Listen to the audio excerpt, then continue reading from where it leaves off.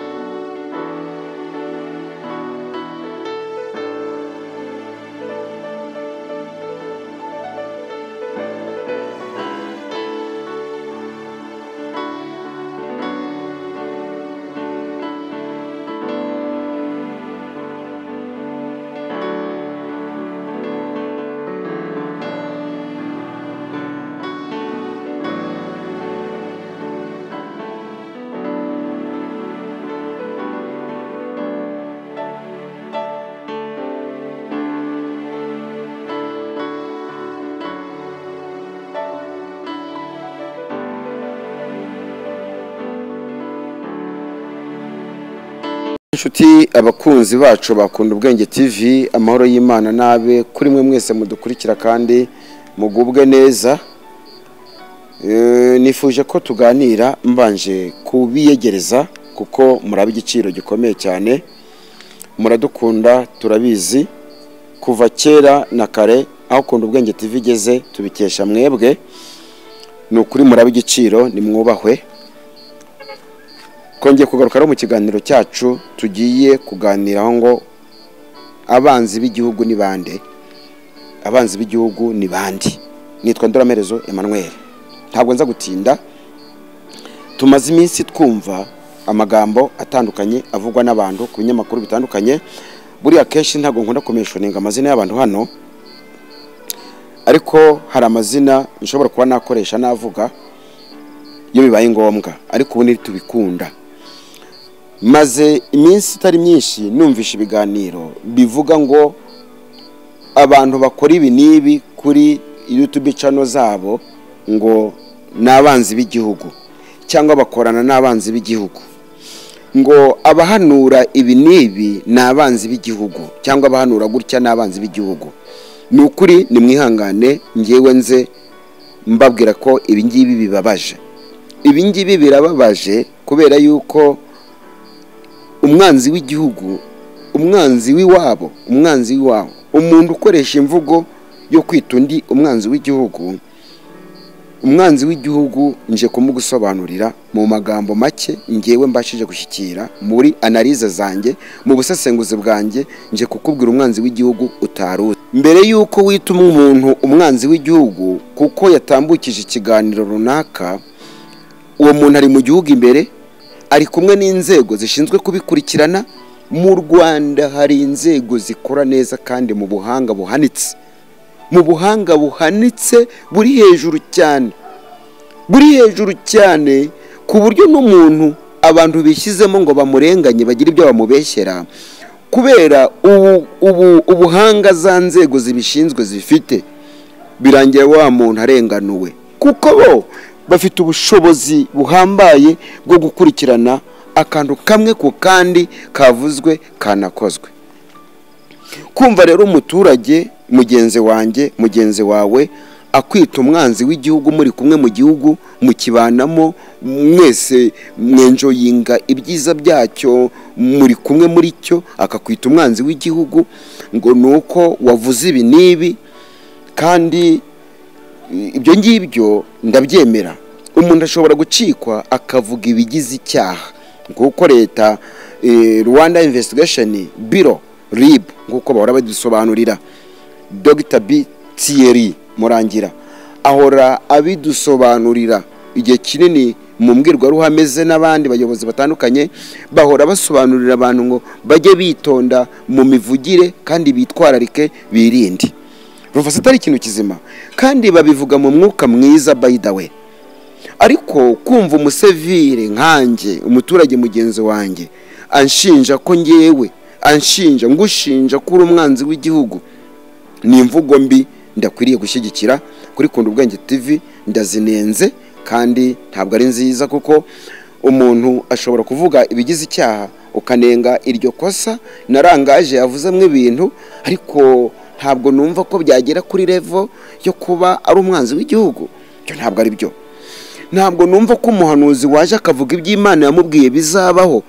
No muri Bibiliya turabifite, aho Imana yamwibwira abantu ngo bizagenda gutya, abaturage basenga bigahinduka, abaturage bagomeza kwigira igufwa bikaba bigasohora. Si rimwe si kabiri Imana yabivuze ibintu bikaba, cyangwa se ntibinabe ariyo yabivuze kubera amasengesho abantu basenze. None se wahanuye abaye umwanzi w'igihugu gute? Muri kumwe mu gihugu imbere, mwese muri kumwe mubisikana, hari inzego zagombye ko zishinzwe gukurikirana ibyo. Ntabwo ari byiza ko umuturage mugenzi wundi ashobora kumushinja ikintu gikomeye gityo. Ibyo nabyo niba tuvuga ko duharanira ukuri kandi tunakurwanira, tunakwamamaza, tujye tubivuga ibyo nabyo tubyamagane. Ntabwo ari byo. Umuntu rwose ashobora gucyahwa cyangwa se akanengwa mu mvugo runaka akoresheje, ariko izo mvugo sizo zimuhindura umwanzi w'igihugu. Mwihangane. Ukwibeshya ngewe kanihereho hataza kugira uvango namuvuze, ubujiji nakoresha, ubujiji bwangaragaraho mvuga, ntabwo ari bwo butuma mba umwanzi w'igihugu. Ubuswa n'izindi mvugo n'indi rangaje yangaragaraho ntabwo ariyo yemeza ko n'umwanzi w'igihugu. Ababishinzwe mu nshingano zabo mu buhanga buhanitse bafite ibyo bagenderaho n'ibyo bakurikirana, bemeza ko umuntu koko ari umwanzi w'igihugu. Hari ahantu cyangwa se hari ibyo negeze numva bavuga ngo wahanuye inzara. Uwahanuye inzara mbibutse yuko kumwita umwanzi w'igihugu ngo nuko yahanuye inzara. Uwahanuye ngo iby'imisoro n'imisoresherezwe, kumwita umwanzi w'igihugu, ntabwo nge nabyemera kandi n'ukuri ntabwo ari byo. Ese koko mu by'ukuri nkaho twakabuze gusenga ngo ibyo ngibyo byagaragaye Imana ibidutsindire, kuko nabyo babishoboka, nicyo cyo gitumye Imana ibigaragaza. Uzi yuko kubwa igihe uwo bita Ahabu uwo bita Ahabu, umwami Ahabu yari agiye kurwana na Benihadadi, ndumva ari uw'Isiriya.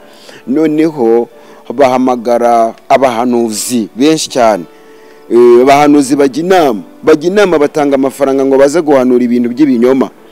Abahanuzi 400 kandi ngo ni inama yari yateranye mu ijuru, maze ngo Imana iteranye inama mu ijuru iravuga ngo ninde wajya kunshukashukira Ahabu agatera iramoti y'Galiyadi maze akagwayo. Maze ngo umwuka arahaguruka aravuga ngo ngewe nzabishobora. Imana iramubaza ngo uzabigenza gute? Aravuga ngo nzigira umwuka muziranenge, maze ndi umwuka w'ibinyoma ngende nkorere mu bahanuzi bamuhanurire amahoro kazatabaruka amahoro, maze bimutere kujyayo agweyo. Maze Imana ibwira umwuka ngo ye genda uzabishobore. Ndaza kuba bashakira maze nshyira uwo murongo kuri screen mu usome, nkunda kuba nkoresha Bibiliya cyane. Mu by'ukuri ni umwuka wuhe? Ntabwo ari umwuka wera. Umwuka wera ntabwo yigira umushukanyi, ahubwo muze kubisoma neza. Umwuka aravuga ngo ni uwuhe mwuka se? Ni umwuka nyine, umwuka is not the Holy Spirit. Ni uyu mwuka nyine, uyu mwuka. Hari igihe wumva abantu bakubajije ngo uri mu uwuhe mwuka? Yego, ni umwe mu yindi myuka itari umwuka wera. Maze Uwiteka aramubwira ngo genda uzabishobore. Abantu bahangaho n'iyindi myuka itari umwuka wera. Ariko nimwumve ikintu ngiye kubabwira. Abantu banejejwe no kubwirwa amahoro, mu mitima yabo nta yarimo. Abantu banejejwe no kubwira inkuru z'ibintu byiza, kandi mu mitima yabo badatekereza ibintu byiza. Muzahura n'abahanuzi 400. Abo bahanuzi kuko ari bo mushaka, kuko ari bo mwishimiye. Uhanuye muvuga ko ari umwanzi w'igihugu, uvuze ibizaba muvuga ko ari umwanzi w'igihugu. Ariko abagiye mu bapfumu ntabwo muvuga ko ari abanzi b'igihugu. Nicyo kibazo gikomeye cyane gihari. Abatuma Imana irakarira abantu ntabwo muvuga ko ari abanzi b'igihugu. Abagenda bakibunuza, abagenda bagafata amacupa ku karubanda bakayishyiramo, ntimuvuga ko ari abanzi b'igihugu. Ibyo bintu mubukora ntabwo ari byo. Ibyo bintu muvuga ntabwo ari byo. Abagenda bakazanira igihugu akaga bakora ibinyuranyije n'iby'Imana ishaka, ntabwo mubita abanzi b'igihugu. Ahubwo umuntu wahanuye ibyo yeretswe n'ijuru mukamwita umwanzi w'igihugu. Afazari ni mumwita umuvangirwa. Aho kugira ngo mwite umuntu umwanzi w'igihugu, bivuze iki rero? Bizazana akaga kandi bikazanire twebwe. Tushobora kuzashiduka tubaye nk'aba abantu bari bakunze guhanurirwa amahoro kandi mu mitima yabo atarimo. Ariko ikibazo, igihugu kiraturenze. Igihugu kiraturenze, gikwiriye kubahwa no kukivuga tukigengesera. Mukizana mu kanwa guteze, muvuga mutangaza abagikunda n'abacyanga guteze. Wari uzi ko nk'umuntu ujya kwakwa serivisi mu biro bya leta cyangwa se ahantu muri serivisi za leta, umuntu agasuzugura abantu akabarebera ku rutugu, uwo niwe mwanzi w'igihugu.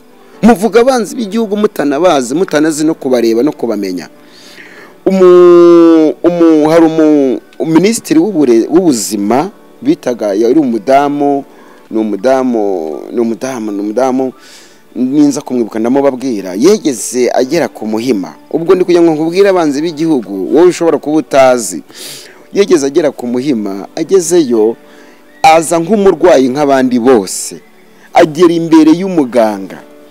Umuganga aramwirengagiza, agera imbere y'umuganga, amusuhuje amubwira ati ngo icara hariya utegereze nk'abandi bose, ngo ntabwo ubona ko mba mfite akazi kenshi. Amubwira nabi cyane.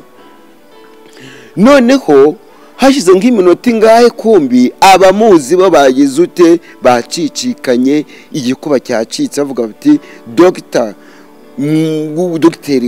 w'ubuzima, minisitiri w'ubuzima yageze hano. Nyuma yaho baramubwira bati dururiya ni minisitiri w'ubuzima, witware neza. Babimubwira kumbi yamaze kugira ute, kurutanga. Nibwo yagize arapfukama asaba imbabazi, agira gute ati no, ntabwo bishoboka. Ugaragaje isura wakira mw'abanyarwanda bose. Bene data badukurikiye kuri Kunda Ubwenge TV, bene abo bantu bakira abantu nabi muri serivisi za leta, kandi igihe cyose leta ihora ishishikariza abantu guhabwa serivisi nziza, ishishikariza abantu gutanga serivisi nziza. Kuki se wataba umwanzi w'igihugu? uri gutukisha igihugu yakira abantu nabi kandi ari cyo leta sicyo leta yamutumye, ntabwo ari cyo abamuhaye akazi bamutumye.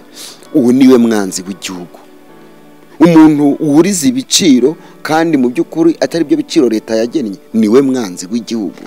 Umuntu wese ukora ibikorwa bibi bishobora kuba bifite aho bihuriye no kwangisha abantu ubuyobozi buriho, niwe mwanzi w'igihugu. Ariko wiza kuvanga ubuhanuzi kandi nawe ubivugura bizi neza, ubuhanuzi urabuzi, usoma Bibiliya. Ariko ntabwo Bibiliya ntaho muzayishyira. Bibiliya se mwayijugunya he? Bibiliya ntaho muzayishyira. Nimujugunye ziri mu nzu zanyu. Bibiliya ijambo mwasonye mu mutwe ntabwo muzaryinyugufura ngo bikunde. Ntabwo rero mbyemera umwanzi w'igihugu. Urabona abantu baragenda bakarwana, ukumva umuntu aravuze ku mugaragaro ngo ngewe ngo nakwica. Umuntu ukoresheje iryo jambo ntumwite umwanzi w'igihugu, ahubwo umuntu uhanuye akaba ari we wita umwanzi w'igihugu. Ntabwo ari byo. Ndabyemera, tujye tunenga rangaje abantu bavuze bakoresheje bavuga, tunenge amagambo runaka bavuze, ariko kuza kuyitirira iyo mvugo ntabwo ari byo. Ikanavugwa n'umuturage, uri umuturage nanjye ndi umuturage. Orphans we are civilian full. Ni gute dushobora kwitana amazina mabi? Umwanzi wawe arakaba umwanzi w'igihugu. Yewe hoya ntibikabeho. Igihugu waruzi ko ibyaha byose ushobora kuba wakora mu gihugu, igihugu gishobora kukubabarira bakagushyiraho igihano gitoya kugira ngo bakwigishe bakugorore. Ariko kuba umwanzi w'igihugu ni icyaha navuga ko kitanababarirwa, ni icyaha wavuga ko kitababarirwa. Umwanzi w'igihugu ugura umwanzi w'abanyarwanda, umwanzi w'inshuti z'u Rwanda, ugura umwanzi w'abagenda u Rwanda, umwanzi. Ni ijambo ribi ridakwiriye gukoreshwa n'abantu uko bishakiye. Kubo ijambo umwanzi w'igihugu ni ijambo numva ryari kure kujya rikoreshwa n'ababifite mu nshingano zabo mu kugenza ibyaha, mu gihe basanze koko icyo cyaha cyafasha umuntu cyangwa se cyamuhamye. Ariko kumva umuturage nkanjye ashinja undi ngo umuntu ni umwanzi w'igihugu, ntabwo ari byo. Kwa ko yahanuye, mwihangane mbabwire, ubwo buhanuzi buvuga inzara. Ngewe maze nk'amezi agera muri 7 nari ndi gusenga, ndi kumwe n'abantu rwose, ndi kumwe n'abantu harimo n'abafite imirimo bakora mu gihugu cyacu cy'u Rwanda. Hano turi gusengera hano, bamwe mu bayobozi barasenga, bamwe bayobozi b'inzego zitandukanye mu Rwanda barasenga. Kwa turimo dusenga n'abahungu b'abasirikare, harimo abasirikari, harimo n'abapolisi. Ndabyibuka abahungu rwose beza bitonde binyangamuga b'inshuti zanjye. Kwa turi gusenga n'ahantu najyanye keyboard yanjye turi gusenga. Icyo gihe byari bigikunda. Ubu ngubu ho kuba dukurikira murabizi ko bitemewe ko abantu bajya ahantu runaka bari gusenga ngo bahurire mu rugo. Murabizi ko bitemewe, kirekantu hagenwe hazwi, ako nako tugatambutsemo. Icyo gihe rero byari bikemewe hataratambuka iryo tangazo. Noneho umuhanuzi aratubwira ngo muri iki gihugu cy'u Rwanda Imana imbwiye yuko nimugomeza gusenga nta ntambara y'amasasu muzahabona, ahubwo inzara niyo muzabona ishobora no kuzatuma hari abashyingurwa. Ibyo bintu yarabivuze. Ni ukugira ngo noneho nanamize mvuge ngo kuba njye ibyo nabyiyumviye ndi gusenga ndi kumwe n'abantu barenze umwe, tukumva ibyo bintu tukabibwirwa intambara y'amasasu mu gihugu cy'u Rwanda ngo ntayo muzabona, ahubwo inzara bariyo mwitegura. Inzara muyitegure, ishobora no kuzatuma hari abashyingurwa bishwe n'inzara babuze icyo barya. Ubwo buhanuzi butambuka gutyo ndabwumva. Ejo bundi njye kumva numva uwo mudamu kuri canimwe arabivuze. Abivuze numva abandi bantu ati muri abanzi b'igihugu. Byo ntabwo ari byo. None se koko tuvuge ko ibyo numvishe n'amatwi yanjye bavugiye ngo inzara izaba, bakabihanura nanjye mpibereye, nanjye ndi gucuranga undi ari gukoma amashyi, undi ari kuririmba, undi arahanura. Ibyo se wagize ngo nabitwaye nk'ukuri? Wagize ngo nabitwaye nk'ibinyoma? Hoya, ahubwo nafashe iki umukoro wo gusenga. Nawe niba wumvishe umuhanuzi azagahanura inzara kuri cano runaka, wijya kumwita umwanzi w'igihugu, ahubwo senga nizo nshingano zawe. Nta nicyo gitumye Imana ibitangaza. senga abashinzwe kugenza ibyaha, abashinzwe gushyira abantu mu byiciro, abashinzwe gushyira abanyabyaha mu byiciro, abanzi b'igihugu, abanyarugomo, abajura, ibisambo, barahari bo bazabyikurikiranira. Ariko kuba umuturage nanjye ndundi kireka abantu babaye bafite indi mirimo bakora tutayizi, tukabona abantu bakora ibiganiro, tukabona abantu bigendera mu muhanda ariko bafite izindi nshingano z'indi mirimo tutabizi. Ibyo ngibyo nabyo byazasubirwaho bagashaka uburyo ki barajya bamenyekana kugira ngo mu byubahiro byabo bubahwe. Ariko kandi nanone ntabwo nabwo byumvikana uburyo ki umuturage ku wundi yamushinja ibyaha bikomeye nk'ibyo kuri social media, isi yose ikureba ikumva. Ntabwo ari byo. Murakoze, nicyo cyari kinzinduye, ndabizi neza ari gihe tuba twiteguye ko nagira n'udutuka tubikomerera tukabiha agatuza, nta kintu biba bitwaye. Imana ibaho umugisha. Rero reka mbashimire kandi mwagize neza kudukunda no kumva ibiganiro byacu. Ariko soze mbabwira ngo niba wumvisha ubuhanuzi rindira usenge. Niba ari ubuvuga ibintu bibi, senga ubwira Imana ngo ibyirukane ibikureho. Niba ari uvuga ibintu byiza, senga ubwira Imana ngo iduhe gukora ibyiza, twakire bwa buhanuzi bwiza cyangwa se bya bintu byiza. Murakoze, Imana ibahe umugisha.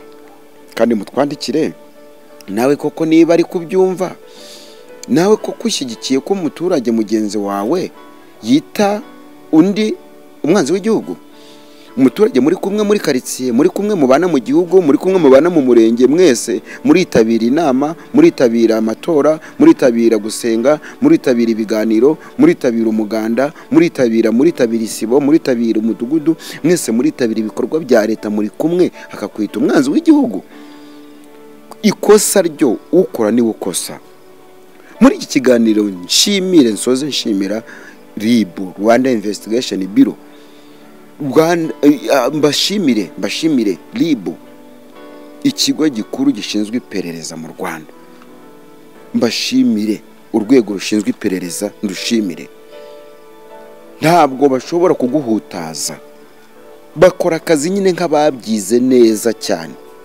Kuko umuntu ashobora gukosa mu magambo, ntihabura mwikosa, mu bikorwa ntihabura mwikosa, ukora ni ukosa. Niyo mpamvu mbere yo kugwana igihano kiremereye barabanza bakaguhamagara. Nzahora mbivuga n'iri tangazo nditanga, bakakuganiriza. Kandi mbibutse ngo umunyarwanda wese n'umunyamahanga n'umuyobozi n'umutegetsi, buri muntu wese ahava akagera ni umukiriya wa RIB. Ibi ngibi mutazabyishukamo ngo uzajya ubona ari njye ukwiriye kujyayo, ngo uzajya ubona ari njye ukwiriye guhamagara, ninkurira mu jisho mbona ikwiriye kuguhamagara. Nta muntu n'umwe utari umukiriya wa RIB mu gihe bibaye ngombwa. Nsoze mvuga aka kantu mbashimira yuko uko bakora bitandukanye nuko twebwe abaturage dukora, nuko twifuriza abagenzi bacu. Murakoze, Imana ibahe umugisha. Rero ntibikabeho ko umunyarwanda mugenzi wawe musangiye ubuzima mu gihugu abo mwanzi w'igihugu. Ntibikabeho. Kandi ntibikabeho ko nawe wagaragarwaho n'izo mvugo zo guharasinga mwene wanyu w'umunyarwanda umushinja bene ibyo. Imana ibahe umugisha.